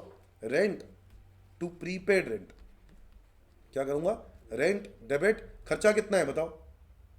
2 लाख। खर्चा कितना है इस साल का? 2 लाख। क्या ये पिछले बार का प्रीपेड रेंट इसके साथ मैं एडजस्ट करूंगा? तो मैं कितना पे करूंगा? मैं पे करूंगा बाकी का अमाउंट 180 जो उसने बोला था। समझना पड़ेगा कि भाई रेंट जो था वो अगर प्रीपेड था पहले से, तो इसका मतलब है पहले से ही वो हमारा क्या है? एसेट। बोलो हाँ या ना? और हमने पे कितना करना था? पे कितना करना था? 2 लाख। देखो भाई, अवॉइड करने से तो बात बनेगी नहीं। अगर आप कोई चीज़ को अवॉइड करोगे तो आप ज़िंदगी भर अवॉइड करते रहोगे, पास होगे नहीं। अवॉइड करने से बात नहीं बनेगी, चीज़ें बोलनी पड़ेंगी। नहीं आती तो कोई बात नहीं, खुल के बोलो नहीं आती, ताकि समझाने का मौका मिले, और नहीं समझे फिर से पूछो। अब ये वाली बात फिर से बताओ, क्या आपको ये वाली बात समझ में आई कि मैं कह रहा हूं पिछले साल आपने प्रीपेड रेंट, पिछले साल का प्रीपेड रेंट लास्ट ईयर आपकी बैलेंस शीट में था कितना? अच्छा, मैं ऐसे क्यों करवा रहा हूं, उसका भी रीजन ये है कि आप लोगों ने बोला ब्रांच कराओ, इसका मतलब है आपके बेसिक स्ट्रांग थे। ये सब चीज़ें मैं इस तरीके से करा रहा हूं, वरना मैं बेसिक से थोड़ा सा और जीरो लेवल पे जाता। क्या आप चाहते हो कि मैं बिल्कुल जीरो लेवल पे जाऊं? हाँ, तो फिर इसके आंसर पता होने चाहिए जो मैं बता रहा हूं, पूछ रहा हूं आपसे। प्रीपेड रेंट कितना? 20,000। करंट ईयर में रेंट कितना है बताओ? 2 लाख। तो क्या जो प्रीपेड रेंट बैलेंस शीट में आ रहा होगा, ये कहाँ आ रहा होगा? एसेट साइड पर, पिछले साल की। हाँ या ना? तो अगले साल क्या मैंने पे करना है? बताओ कितना पे करूंगा अगले साल? ये सब समझ में आया ना? 81। तो कैसे होगा? प्रीपेड रेंट का कौन सा बैलेंस है ये अगर बैलेंस शीट में पड़ा है तो ये कौन सा बैलेंस है? डेबिट बैलेंस है या क्रेडिट बैलेंस है? डेबिट बैलेंस है। एसेट है ना? एसेट का कौन सा बैलेंस होता है? खत्म करने के लिए क्या करूं? सिंपल, ये एसेट था, खत्म करने के लिए क्रेडिट करूंगा।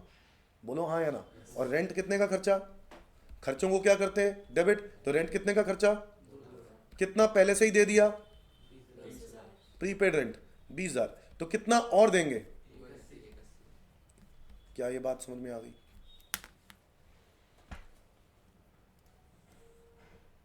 डन। तो ऐसी कुछ एंट्रीज, ऐसे कुछ बेसिक्स आपको पता होने चाहिए। मुझे बताओ, ये रूल समझ में आते हैं?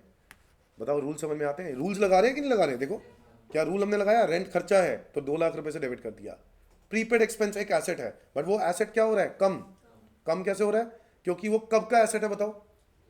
पिछले साल पे किया था, पिछले साल का एसेट था, इस साल क्या हो रहा है? कम हो रहा है। इस साल का एसेट नहीं है वो, इस साल में से एडजस्ट कर दिया। बोलो हाँ या ना? अच्छा,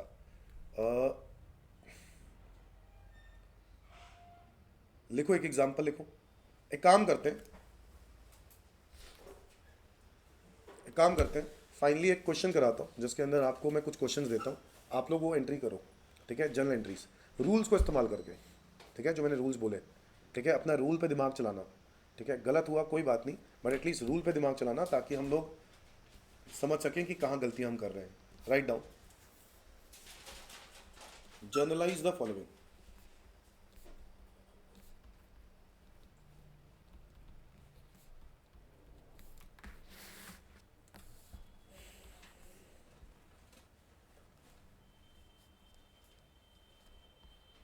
Commenced business with cash 1 lakh, stock 50,000, furniture 50,000, building, हाँ हाँ लिखो लिखो, 5 lakh. Number 2,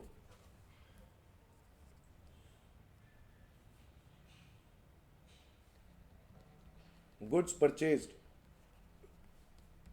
from Raj on credit rupees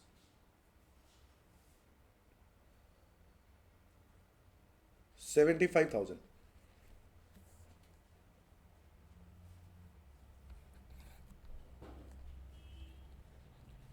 Goods sold to Sumit on credit rupees 1,20,000।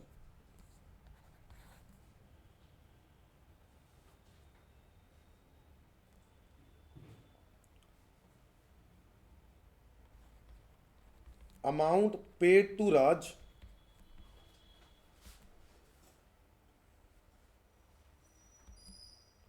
rupees 70,000 in full settlement।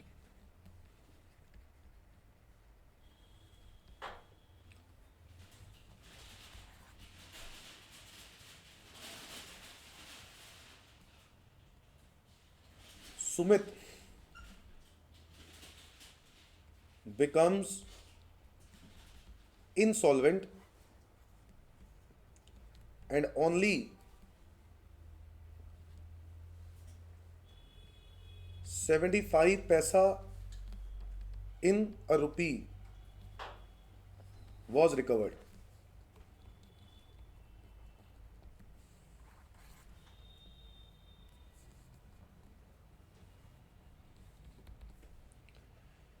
Rent for the year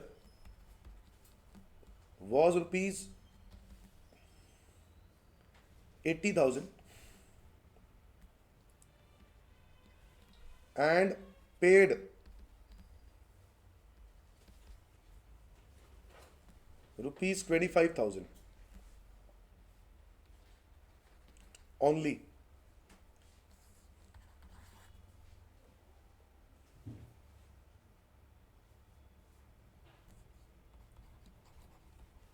Depreciate building at the rate of 10% during the year.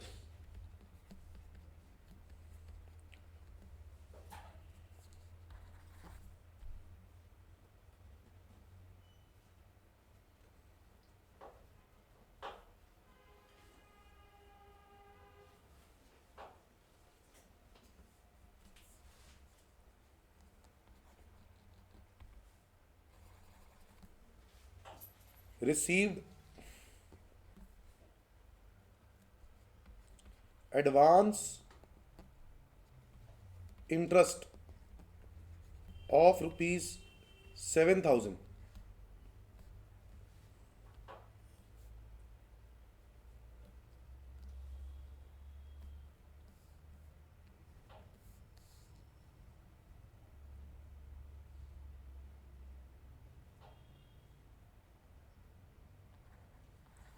Ninth.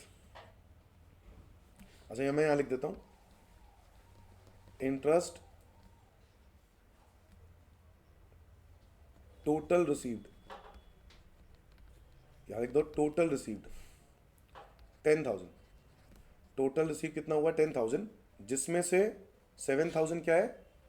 Advance interest. Question समझ में आ रहा है ना? सब foundation वाले question हैं, topic हैं. बस मेरे ख्याल से काफ़ी है. इतने पर पहले मुझे फटाफट वर्क करके दिखाओ कि इसकी क्या एंट्रीज होंगी.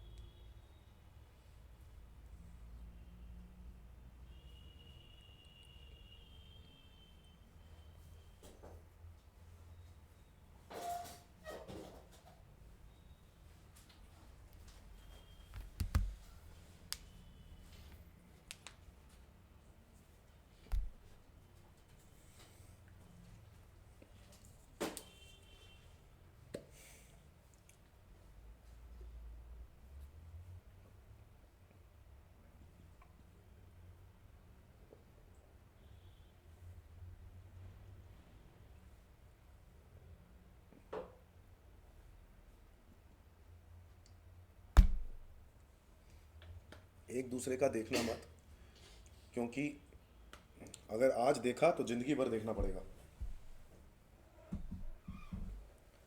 तो आज सिर्फ समझना है, जो सामने आता है आने दो.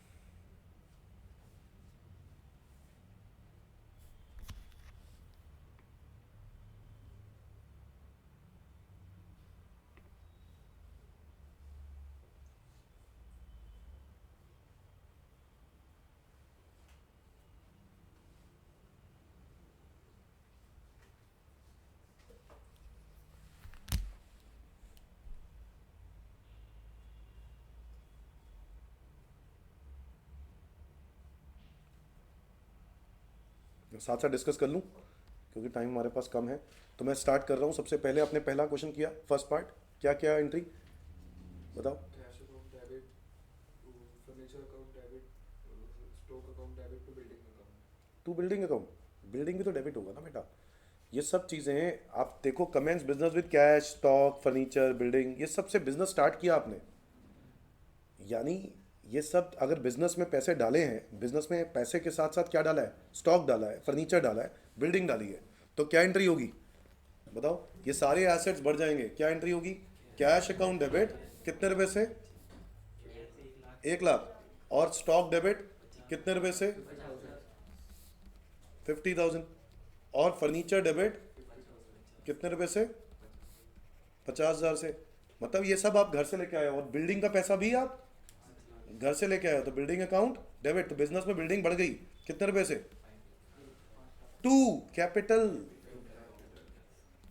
ठीक है, 5 लाख रुपए बिल्डिंग में नहीं जाएगा, बिल्डिंग क्रेडिट नहीं होगा, बिल्डिंग डेबिट होगा। बात समझ में आ रहा है। बिल्डिंग एक एसेट है ना, है ना। तो बिल्डिंग क्रेडिट सिर्फ तब होता है जब बिल्डिंग बेच देता। तो यह तो बिजनेस में डाल रहा हूँ, बिजनेस में पैसे आ रहे हैं, बिजनेस में एसेट्स आ रहे हैं। बताओ कितने रुपए बढ़े, 7 लाख रुपए। ये एंट्री ठीक है सबकी, ठीक है। सेकंड बताओ। हाँ, परचेजेस अकाउंट डेबिट टू राज। तो ये तो मेरे को लगता है कोई दिक्कत नहीं होगी, परचेजेस टू राज, ठीक है।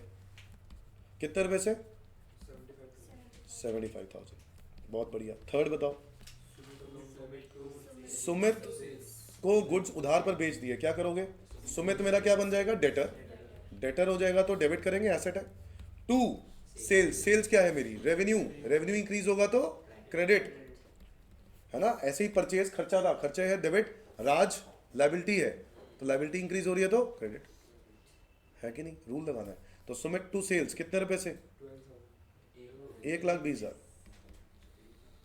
1,20 है बेटा। इसके बाद आपने फोर्थ पॉइंट में क्या लिखा है, अमाउंट पेड टू राज कितना, देना कितना था बट दिया कितना। आगे देख रहे हो क्या लिख रहा है। मतलब क्या है इस बात का, मतलब ये है कि हमने उस बंदे को देने तो 75 ही थे, बट हमने उसके अकाउंट को सेटल कर दिया क्या देकर, 70,000 देकर। यानी 5,000 का हमें क्या हुआ, फायदा नहीं हुआ। किसी को 75 देने थे बट 70 देकर अकाउंट बंद करवा दिया, तो वो क्या हो गया, फायदा। उस फायदे को क्या बोलते हैं, डिस्काउंट रिसीव्ड। क्या बोलते हैं, हाँ या ना। तो सारे बच्चे बताओ, क्या राज मेरी लायबिलिटी थी, बताओ राज मेरी लायबिलिटी थी, है ना। तो लायबिलिटी क्या हो रही है, कम हो रही है, बढ़ रही है। जब पे कर रहे हैं तो कम हो रही है, बढ़ रही है, कम हो रही है। तो राज को क्या करेंगे, लायबिलिटी कम हो रही है तो क्या करते हैं, चेक करो रूल्स में, लायबिलिटी कम होती है तो क्या करते हैं, डेबिट। तो राज को क्या करेंगे, कितने रुपए से, जेब से क्या दिया, कैश कितना, नहीं कैश जेब से कितना दिया, 70। एसेट है ना कैश, हाँ या ना। तो कैश कितने से दिया। अब मुझे बताओ 5,000 का क्या हो गया, फायदा। फायदा है इनकम, रेवेन्यू। तो डिस्काउंट रिसीव्ड कितने रुपए से, इंक्रीज होगी, रेवेन्यू इंक्रीज होगा तो क्या करते हैं, क्रेडिट। तो क्रेडिट हर एक का रूल है। कैश क्यों कम किया, कैश तो पे कर रहे हैं तो कम हो रहा है, तो एसेट कम हो रहा है तो क्रेडिट। और राज को क्यों डेबिट किया, क्योंकि लायबिलिटी क्या हो रही है, कम। हम पे कर रहे हैं ना इसको, तो लायबिलिटी कम हो रही है तो इसलिए डेबिट किया। बताओ अगला पॉइंट बताओ। सुमित बिकम्स इंसॉल्वेंट, सुमित से पैसे लेने थे, इंसॉल्वेंट हो गया, पैसे नहीं दे रहा। सिर्फ कितना पैसा दे रहा है, 75 पैसा इन रुपीज रिकवर्ड, मतलब 75 पैसा, मतलब बाकी के पैसे नहीं दे रहा। कितने, 25 पैसे ना। अरे भाई 1 रुपए में कितने पैसे होते हैं, 100 पैसे होते हैं, पक्का। अब वो कह रहा है 1 रुपए में से कितने पैसे दे रहा है, तो क्या मैं कह सकता हूँ 75% दे रहा है, बोलो। और बाकी जो नहीं दे रहा वो, इसका मतलब 25% के लिए वो क्या बन गया, बैड डेट। तो मैं अपनी बुक्स में क्या एंट्री पास करूंगा, कैश अकाउंट डेबिट, हाँ, bad debt account debit, cash account debit, bad debts. Bad debt क्या हो गया हमारा, नुकसान। नुकसान है तो एक्सपेंसेस को क्या करते हैं, डेबिट ही तो करते हैं। 2 सुमित, सुमित कौन था हमारा, डेटर। डेटर से कितने रुपए लेने थे, 1,20। तो हमने उसको क्रेडिट कर दिया क्योंकि अब सुमित से लेने का कोई फायदा नहीं है। सुमित ने मुझे कितने दे दिए, 75%, 90,000। और कितने नहीं दिए? 30,000। समझ में आया कि नहीं? बिल्कुल सही है भाई, बताओ लॉजिक के साथ समझना है, लॉजिक समझ में आ रहा है कि नहीं? कैश हमने बढ़ा दिया, एसेट है, इंक्रीज हुआ तो डेबिट, और बैड डेट नुकसान, खर्चा, खर्चा है तो क्या करेंगे? डेबिट। और सुमित हमारा क्या था? डेटर था। क्या था हमारा? डेटर था। डेटर क्या हो रहा है? कम, क्योंकि सुमित ने साफ साफ हाथ खड़े कर दिया, उससे पैसे थोड़ा ना लेंगे हम वापस, तो अब जो लेना था वो ले लिया, सुमित मेरा क्रेडिट हो गया, डेटर खत्म, डन। अगली एंट्री बताओ। Rent for the year was 80,000, पे किया 25,000। बताओ साल का रेंट कितना था? बट पे कितना किया?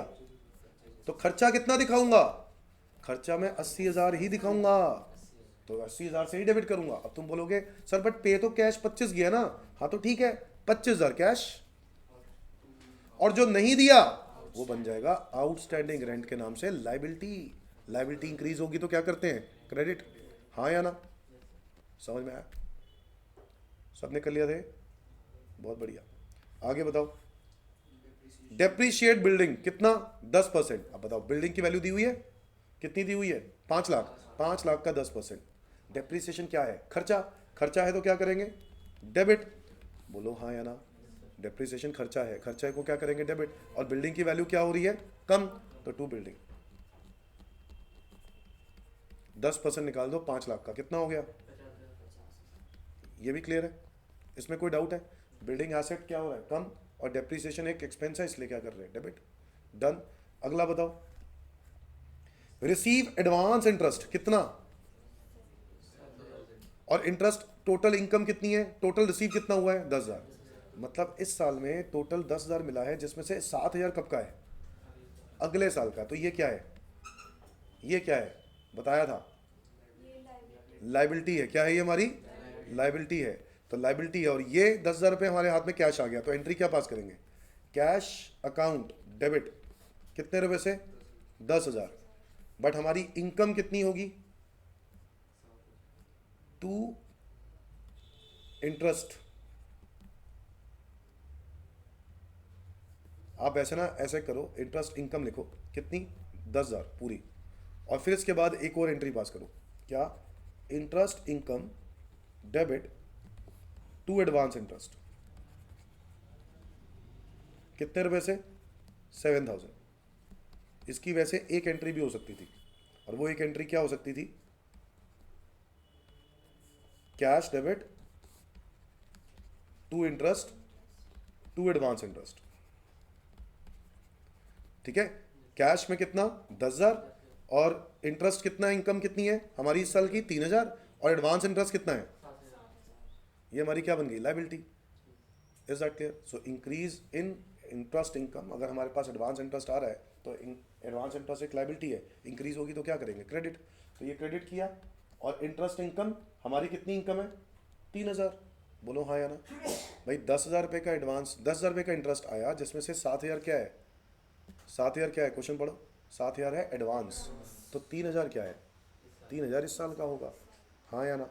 तो 3,000 जो इस साल का होगा वो इनकम है, तो इसलिए लिख दिया cash to interest to advance interest. समझ में आ रहा है कि नहीं? अभी मुझे ऐसा लग रहा है कि मुझे ना कुछ और क्वेश्चंस ऐसे प्रैक्टिस कराने पड़ेंगे थोड़े दिन, एक और क्लास। ठीक है? एक और क्लास हम लोग ऐसे ही कुछ क्वेश्चंस की प्रैक्टिस करेंगे। अब आप क्या करो, क्लास 11th की बुक उठाओ जर्नल की, उसमें जर्नल एंट्रीज देखो, क्वेश्चंस करो जर्नल एंट्री वाले। शर्माने की कोई जरूरत नहीं है, सर 11th की बुक थोड़ा उठाएंगे, ऐसा कुछ भी नहीं है। आपको अकाउंट्स के अगर बेसिक स्ट्रॉन्ग करने हैं और आपको चाहिए नंबर अच्छे, और आपको चाहिए हर चैप्टर समझ में आए, तो पहले सबसे पहले बेसिक अच्छे होने चाहिए। और उसके लिए क्या करोगे आप? 11th क्लास की टी एस गरेवाल पढ़ी होगी या डी के गोयल पढ़ी होगी? दी तो नहीं ना किसी को? पक्का पढ़ी है ना? तो उसकी वो अकाउंट्स की बुक उठाओ, बहुत काम आने वाली है। और उसको अकाउंट्स के थ्योरी को एक बार अकाउंट्स के वो जो जर्नल वाले क्वेश्चन थे वो एंट्रीज पढ़ो, सीधा बड़ी वाली क्वेश्चन, और उसके अंदर कोई डाउट भी आता है तो वो अगली क्लास में आप डिस्कस भी कर सकते हैं। ठीक है? मुझे कोई डाउट नहीं, मुझे कोई दिक्कत नहीं है कि आप तुम उसे लेके आ सकते हो या नहीं, लेके आओ। इम्पॉर्टेंट बात यह है कि अगर आपको लाइफ टाइम अकाउंटिंग ही करनी है, बेटा देखो किसी के बात नहीं पता कि आगे जाके तुम कौन सी जॉब कर रहे होगे। अकाउंटिंग आपकी फील्ड है, कॉस्ट अकाउंटिंग आपकी फील्ड है, टैक्सेशन आपकी फील्ड है, आपकी फील्ड क्या बनेगी कुछ नहीं पता। बट आप अगर अकाउंटिंग से डरोगे तो अकाउंटिंग फील्ड से तो काटा ही मार दो, फिर आप वहाँ पे जा ही नहीं सकते, तो आपके पास ऑप्शन ही लिमिटेड रह जाएंगे। तो बेस्ट क्या है कि हर ऑप्शन आपके पास अवेलेबल हो। तो अगर कोई चीज़ नहीं पता तो उसको ढंग से करो। तो आप क्या करो, प्रैक्टिस करो जितना हो सकता है, और एक बारी वो एंट्रीज़ की एक बारी फिर प्रैक्टिस करके अगली क्लास में कुछ और बढ़िया क्वेश्चन लेके आऊँगा। वो बढ़िया क्वेश्चंस आप लोग करोगे, डिस्कस करूँगा, और फिर हम लोग जर्नल, ये तो हमें पता है कि आपको आता है, बट फिर उसके बाद मैं आगे बड़े बड़े लेवल पे लेके जाऊँगा। Is that clear? क्योंकि ये था फाउंडेशन वाले टॉपिक्स थे ना, फाउंडेशन में करे होंगे ना ऐसे, जिन्होंने भी आपको पढ़ाया, चाहे आपने ऑनलाइन किया या जैसे भी किया, आपने फाउंडेशन में भी ऐसे टॉपिक किए हैं। बट प्रॉब्लम क्या है कि आपने वो चीज़ अच्छे से पढ़नी ज़रूरी है ना, रट्टा नहीं मारनी, लॉजिक के साथ। तो बताओ रूल्स क्या पढ़े? एसेट इंक्रीज होगा तो क्या करेंगे? डेबिट। डिक्रीज होगा तो? लाइबिलिटी इंक्रीज होगी तो? डिक्रीज होगी तो? कैपिटल इंक्रीज होगा तो?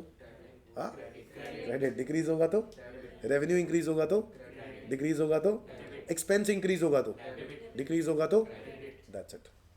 आज के लिए इतना ही करते हैं, बाकी अगली क्लास, ठीक है?